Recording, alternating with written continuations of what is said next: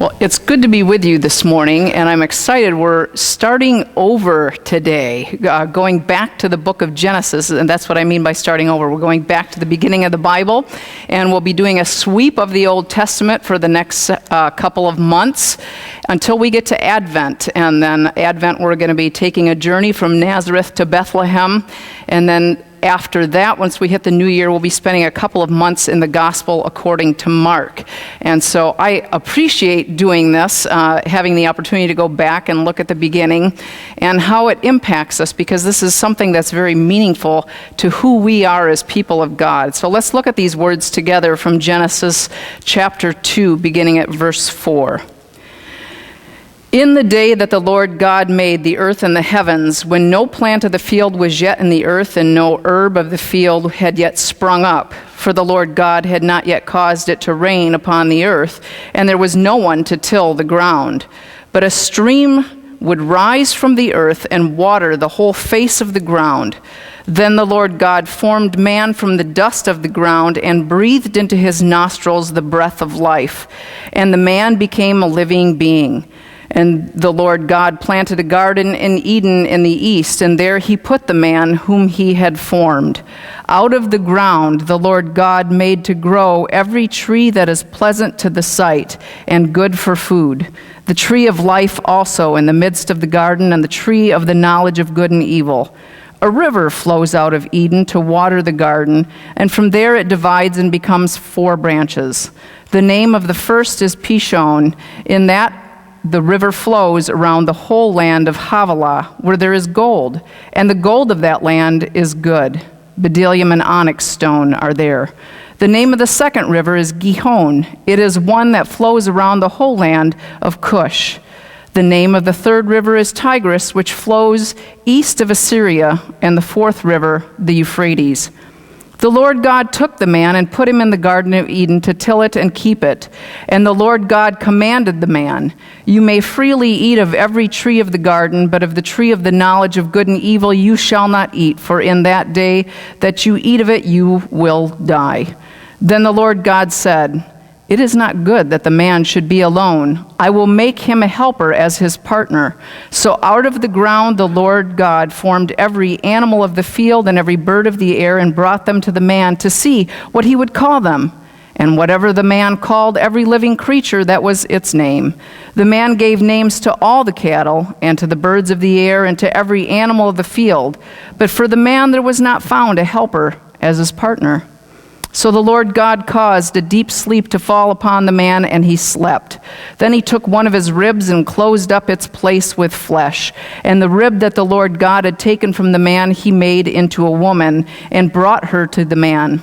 Then the man said, "This at last is bone of my bones and flesh of my flesh. This one shall be called woman, for out of man this one was taken." Therefore a man leaves his father and his mother and clings to his wife, and they become one flesh. And the man and his wife were both naked and were not ashamed. This is the word of the Lord. Thanks be to God. How many of you are familiar with this story? Okay. I think we're maybe familiar, but I really wonder how familiar we are. And we're going to have some fun this morning. At least I think it's fun. We're going to explore a lot of things in Hebrew, so you're going to have to bear with me. You're going to learn a fair amount of Hebrew this morning. But we're going to look at this account and hopefully learn some new things about what's going on in this story, but about ourselves as well. But I think in order to do that, we've got to back up and look at some things in Genesis 1 first. In the creation sweep, or story, and this is not a new story that you heard this morning, it's a continuation or an expansion of what happens in Genesis 1. We see this account, and on the first day, God says, "Let there be light." And so we've got light and we've got dark, and God declares that good, day 1. Day 2, what happens? "Let there be a dome in the midst of the waters, and let that separate the waters from above from below." So we've got waters in the sky, and we've got waters below. Day 2, done. Day 3, God says, "Let the waters in the sky be gathered together into one place so that there's dry land." Now we've got seas and we've got the earth. God declares this is good. Day 3, done. You with me so far? Okay. Day 4, let there be lights in the dome of the sky to separate the day from the night, and they're to serve as signs. But now we've got 2 greater lights, the sun for the day and the moon for night. These are also declared good. This day's done. And then we come to the next one. God says, let the waters bring forth swarms of living creatures, and let the birds fly above the earth across the dome of the sea. So now we've got animals who are in the sky and animals in the earth. God saw that these are good. Now here's something different and unique that happens here on the 5th day. God blesses these animals. The first thing in creation that's blessed, it's animals. And here's what they're given as a command. Be fruitful and multiply, and fill the waters and the seas, and let the birds multiply on the earth. Then we go to day 6, and it's a little bit of a busy day as well. For now, God says, let the earth bring forth living creatures of every kind, and God saw that it's good. 6 times now already, God declares things in creation to be good, but the 6th day isn't over yet. For now, let us make mankind in our image. And so God creates humankind in his image. In the image of God, he created them. Male and female, he created them. Here comes the second blessing. God blesses them just like God blessed the animals, and gives them the same command, to be fruitful and multiply and to fill the earth. Now here's where it gets a little bit different. And subdue it. After this, the 6th day, it's declared good, but now it's emphasized. It's very good. And here we come now to the passage that you heard this morning. And so there's some things that are going on that I think are helpful to be aware of, so I want you to remember those. When it comes to the creation of man, the image that we're given is God takes the dust of the ground. Now, if we were to just use some averages here, let's just presume the average man weighs roughly 185 pounds. And then assuming, I see some of you snickering, come on, these are averages, let's just pretend. 185 pounds. And then if we take into consideration that approximately 65% of our weight, our body weight, is water, that leaves us with another roughly 35%. So if God's forming man from the ground, that'd be roughly, if it's 35% of the body weight, approximately 60 to 65 pounds of dirt. Okay? We've got our dirt here from the ground. Now, here's where the Hebrew comes in, okay? Word number 1, repeat after me, Adamah. Good job. That's ground, the dust of the ground, Adamah. Now what God does here, this word for formed, is taking a substance. It wasn't anything really yet. It was dust of the ground. So God takes Adamah and forms it. Vayitzer. This Hebrew word vayitzer is connected to another word that you're probably familiar with in English, actually. And we see this where God is called a potter on quite a few different occasions. And so this word really for dirt here, or ground, could be dirt or it could be clay. And so when you're mixing dirt with water, you get this clay-like substance. And now we've got God who's forming, vayitzer, who's taking the dirt and the water and in essence creating a clay, and he's molding this man. This man's not yet named. Okay? Here comes second Hebrew word you're going to learn. Adam. Adam. What does that sound like to you? Adam. So there's a little bit of fun going on here with these words that God's using, because the word ground, or the dust of the ground, Adamah, and now we've got Adam. But it's not a name here yet, as we would call this man Adam. The word here, Adam, is generic for humankind. Let us create humankind. Okay, Steve, come on up. I asked Steve and Joanna to give me a hand with us this morning. Because if you were here earlier this summer, they were so gracious, and they were Adam and Eve, so I thought, what fun to have them be our parents again, our first parents. So God takes the dust of the ground, mixes it with water, forms Adam, man. Now, as man is in the garden, what happens next is man's alone. And God, he looks sad. And we encounter the first time now something in creation is not good. It's not that he's not good, but what's happened? 6 days, everything's been created good. When it's all said and done with man and woman, it's called and declared very good, but it's not good that man is alone. And so these animals are crafted and formed, and now we almost get this little parade. Now keep in mind, who so far has been blessed in creation? Animals and humans, what we learn in Genesis 1, and they've both been given what command?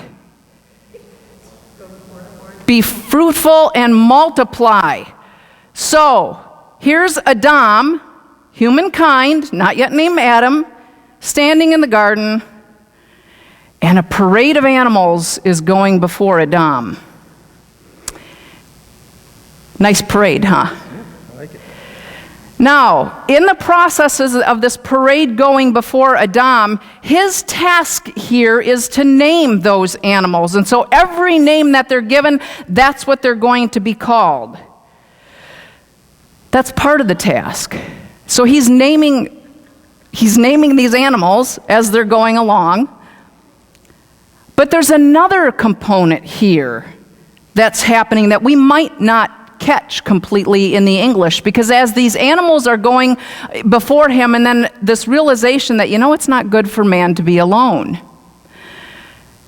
Keeping in mind what's happening in Genesis 1 with this command to be fruitful and to multiply is the assumption then that the animals that are going before him are going before him in pairs because they've been commanded to multiply.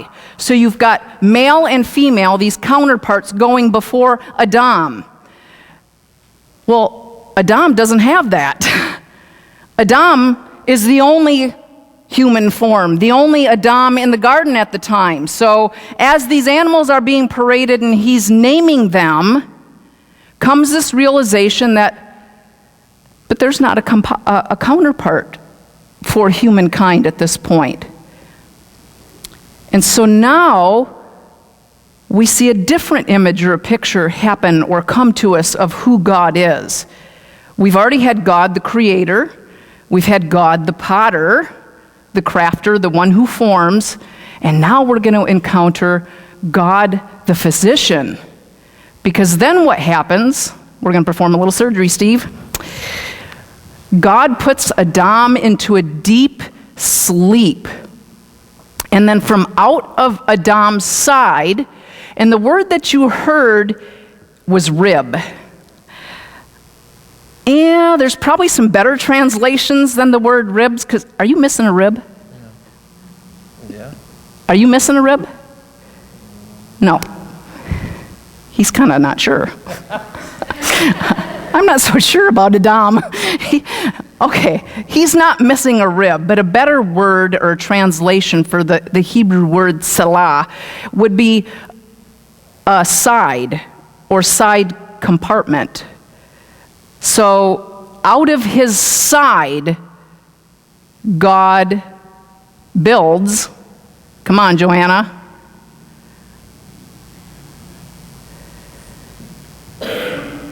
And really, build is a good word. So we've got God building now too, so God's an architect. So out of Adam's side, God builds another Adam. Okay, now hop up. So we have two Adams here. Two human beings made in the image of God. Now, we often hear that word helper that God created a helper for Adam. But I can't tell you how many times that's been used, abused, and misused when it comes to this story and to human beings. Where did she come from? From his side. What did Adam come from? Well, okay, this sounds really bad. He comes from the dust. So in essence, kind of out of nothing. And so God takes and creates Adam out of nothing or out of dust, but then out of something that already exists, something that's made, someone that's made in God's image, comes another human being. Both called Adams at this point, human beings not given names. Now, what else we don't get is he comes from her or his side. Didn't come from his head.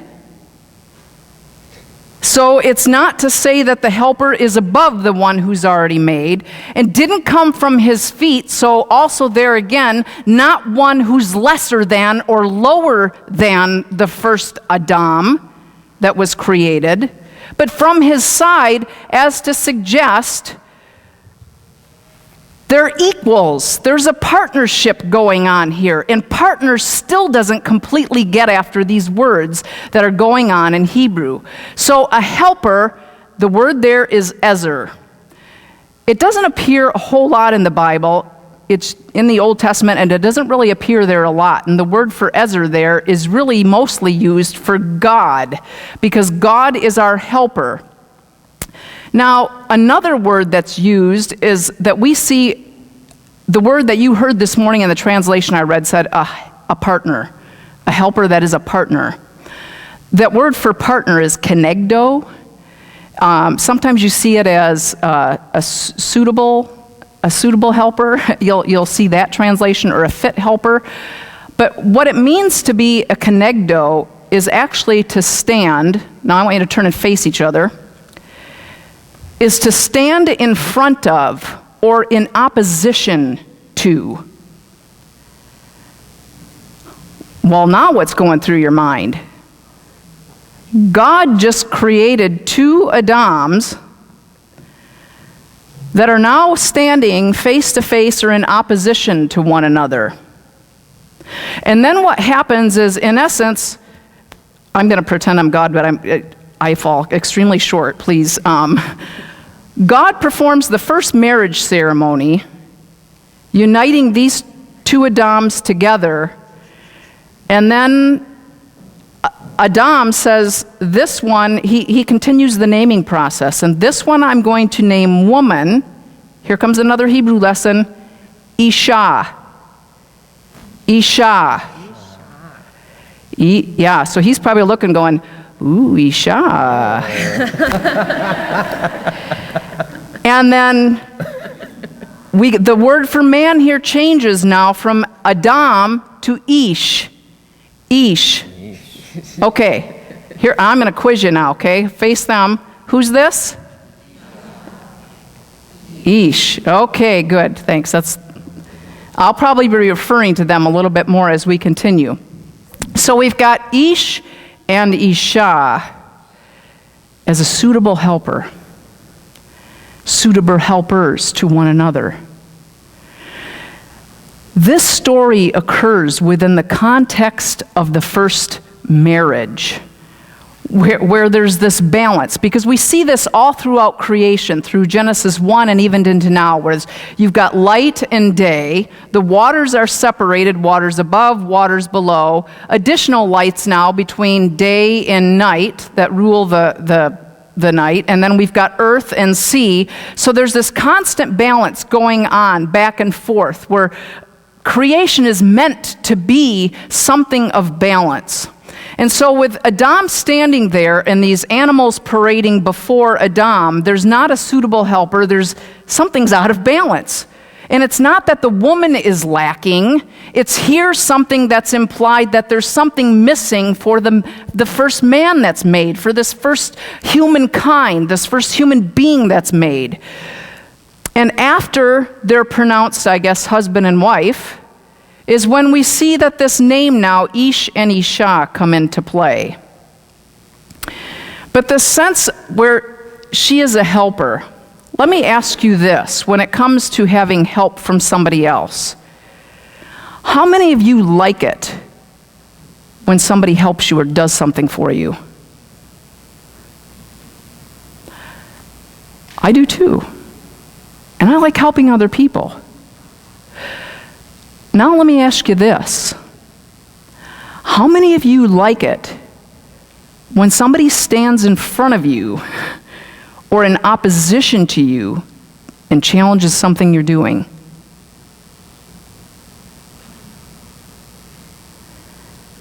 I see heads shaking and I see this going on.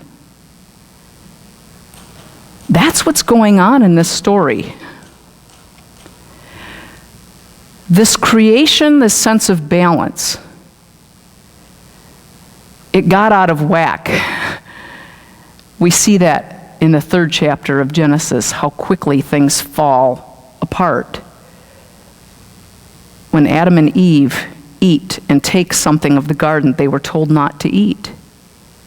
And it changed everything. It changed their relationship.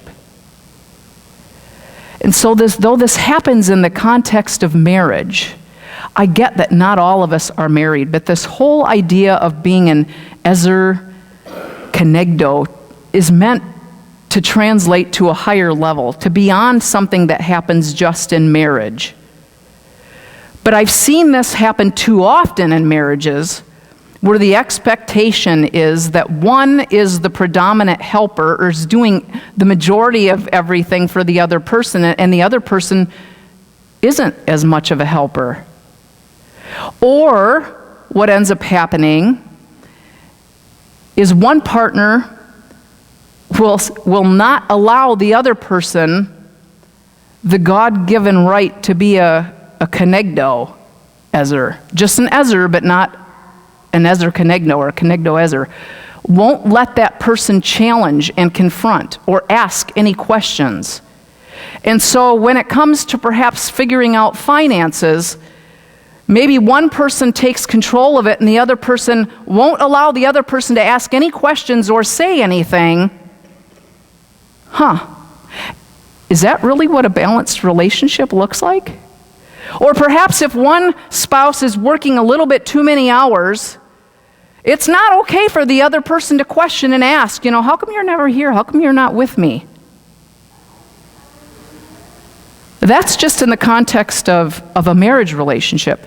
Well, and then it can turn from, and I like those Hebrew names for Ish and Isha, for man and woman, because it can turn from Ish or Isha to Ish.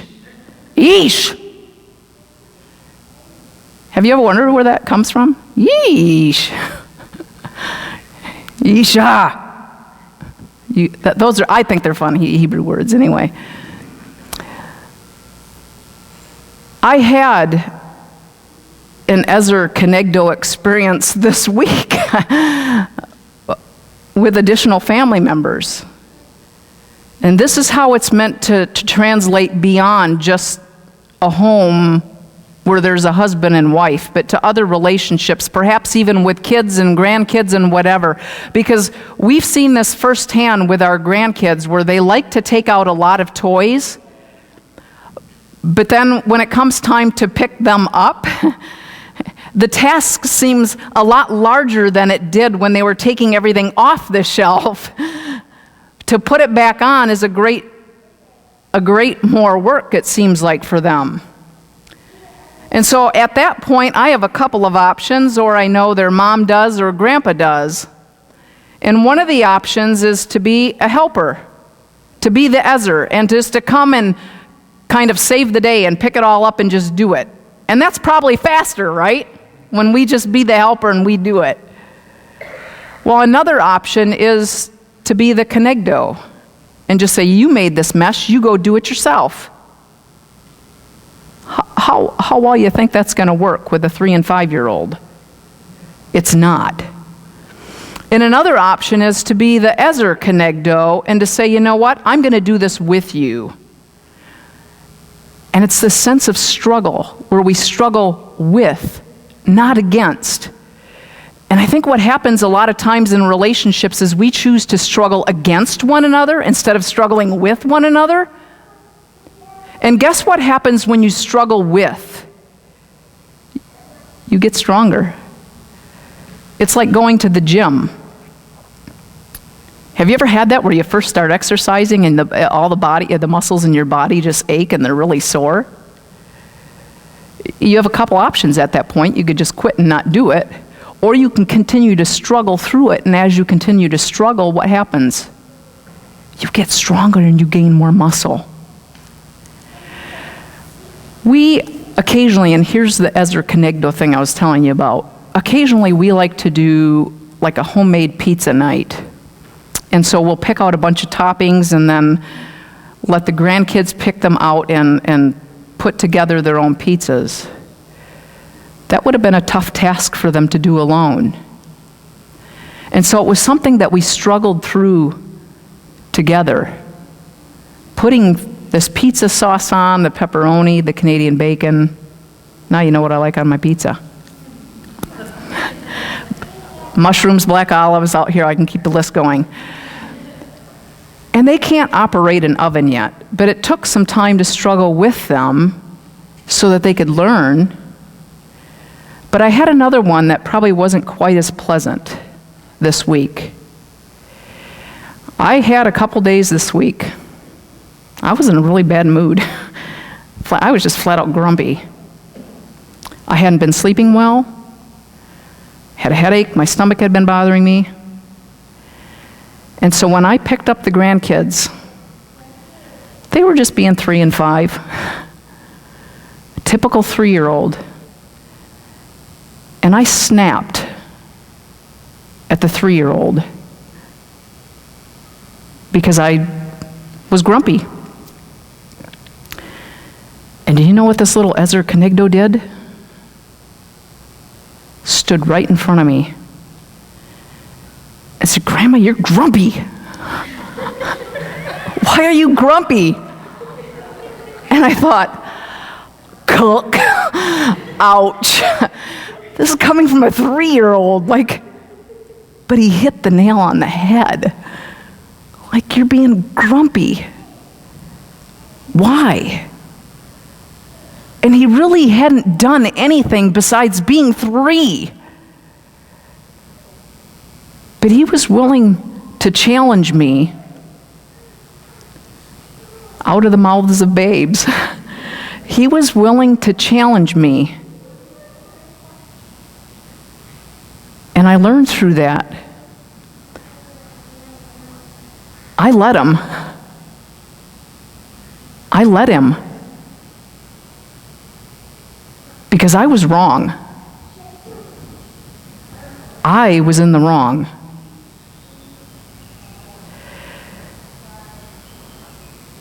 And though this begins in this context of the first marriage, it's meant to carry beyond that to the relationships we have with other people.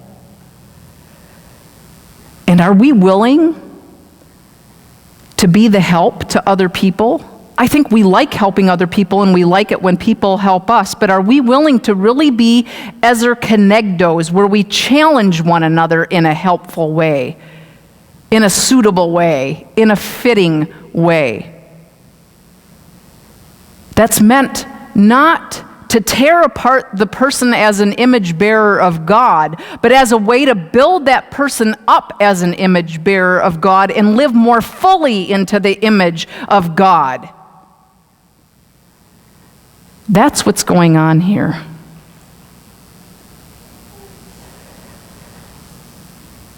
Even the writer of Proverbs writes this: iron sharpens iron, and one person sharpens the wits of another. Iron sharpens iron, and one person sharpens the wits of another. But that requires being open to being challenged, pushed, encouraged, always in a loving way. Who are we willing to be that for? Who? Would you pray with me?